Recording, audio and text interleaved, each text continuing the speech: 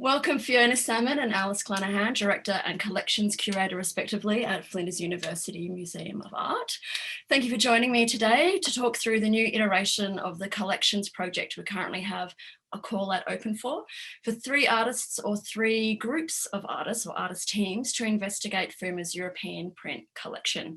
This is the 6th year of the Collections project with FUMA, the most recent recipient being Ray Harris with her award-winning exhibition Ritual Nature, which was shown during the Fringe this year. At the newly built FUMA gallery at Bedford Park. Congratulations on getting that open in time, wonderful. The exhibition was curated by Nick Brown and it investigated the museum's post-object collection, in particular works that Ray herself had researched as part of her project. The Collections project is an opportunity for an artist to not only research a material, a process or a genre that relates to their existing practice, but also provides an opportunity for a greater conversation around the museum's coveted collection and provide a new lens or a new context for that work, for that collection to be appreciated. In previous years, we've invited applicants to respond to any area within the collection, including the post-object and documentation art, contemporary Aboriginal and Torres Strait Islander art, and the Australian political prints and posters. This year, we've honed in specifically on the European print collection. Fiona, can I ask you to give us a little bit of background about the European print collection and why we've selected this collection? Yeah, sure. Thanks for that, Debbie. So as you've already alluded to, FUMA has a really amazing collection and it's quite vast, in total about 8,000 works, and it includes some real strengths which you've already noted. We wanted to focus this year on the European prints, I suppose, because that has been fairly neglected in the Collections project to date. It's a holding that really, I suppose, was the kernel of the collection when it was founded in 1966. It was put together by Robert Smith, who had come from the Queensland Art Gallery, I believe, and he. He had this interest in the European print tradition and had amassed those works really as a teaching tool. And it's an amazing collection spanning from the 15th century, with one of the earliest works being a sheet from the Nuremberg Chronicle, right up until the sort of the mid-late 20th century. So it's quite vast.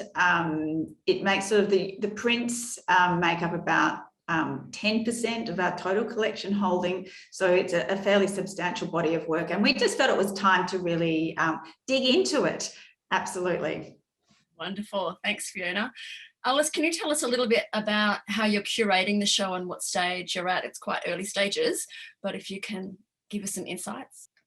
Thanks, Debbie. Yeah, I've had a wonderful time in the past few weeks digging through the print collection, and I've been particularly interested in prints that are looking at this idea of kind of crisis and chaos, sometimes references to kind of this biblical idea of after the fall, thinking about a starting point as when Adam and Eve were banished from the Garden of Eden, and what life looks like now. And I think that some of the most important prints in the collection that really speak to this idea of kind of chaos and life in ruins, artists such as William Blake, Piranesi, Goya. I'm hoping that artists in the project will look at these prints and really unpack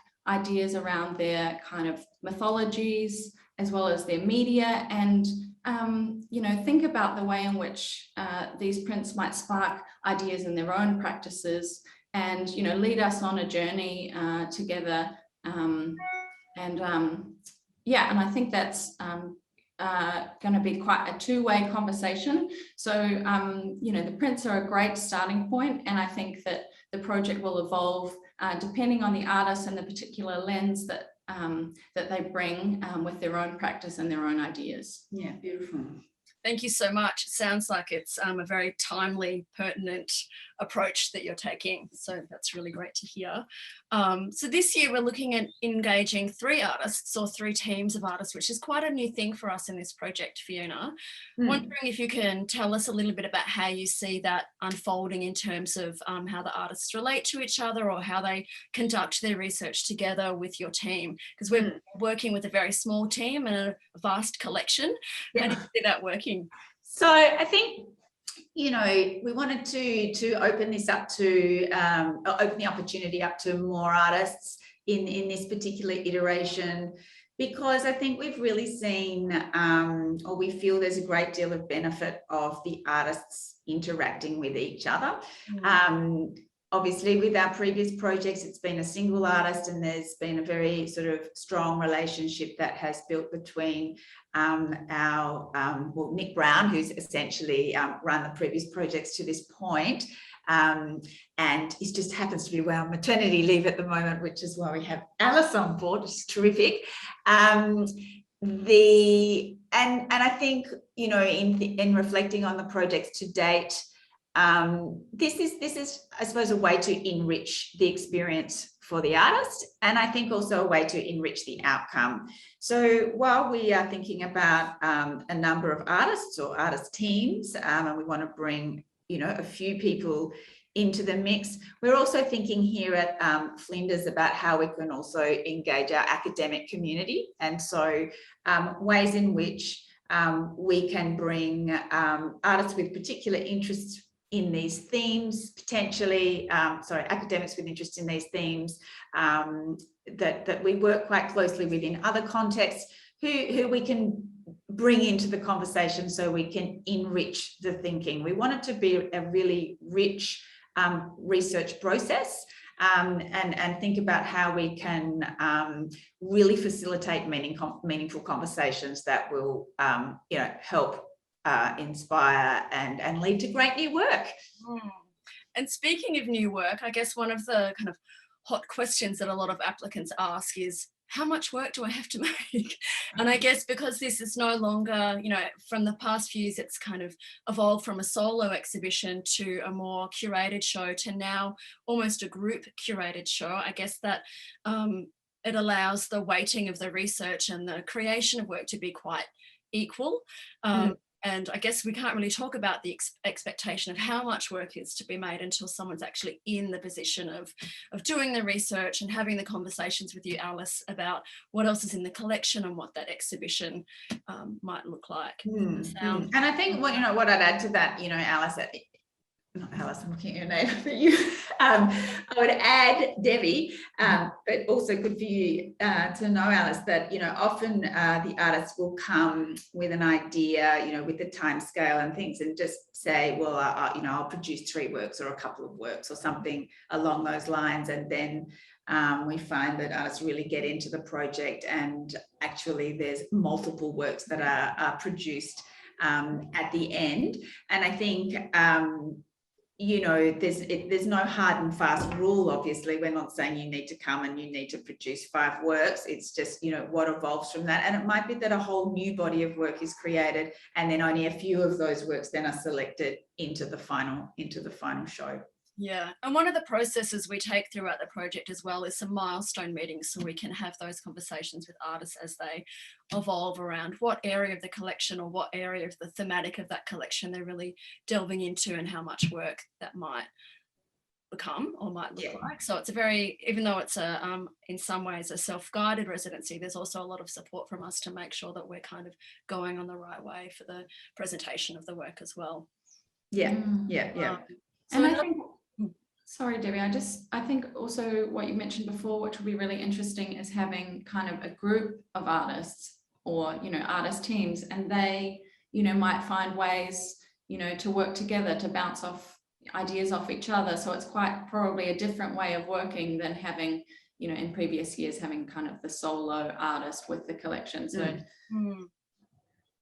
yeah, and that's what exactly why we've rethought it. I mean, I think this will bring a whole sort of other layer of energy to the project, probably administrative energy as well, from our perspective. But yeah, no, I think it is really exciting, and I think also, you know, we've just been obviously through the pandemic and the lockdowns and the shutdowns and all these kinds of things. I think that opportunity to bring people together in this way is really needed at this time as well. Yeah, agreed. Thank you. Are there any other bits and bobs that you'd like to share in this session? Look, only just to reiterate that it's a really fantastic opportunity. I mean, and it's mutually beneficial. I mean, FUMA really values this project, and we're very committed to supporting artists who are working in the collection, and you know, committed to high quality outcomes. You know, that's a really important thing to remind people of, and yeah, it is a very, very special opportunity. So we just want to really encourage anyone who's, you know, even vaguely interested, just to pitch in an idea. It's not prescriptive at this point. It will be iterative. It will unfold. And so yes, anybody who's got a bit of an idea, absolutely pitch in. Wonderful. So applications close mid-September, and anyone that's interested in applying can reach out to Guildhouse. We'd like to have a little chat before you put in your application, just so we can talk through the process of that application. But yeah, reach out if you're interested. Thank you both for being here today. We'll speak to you soon. Thanks, so much, Debbie. Debbie.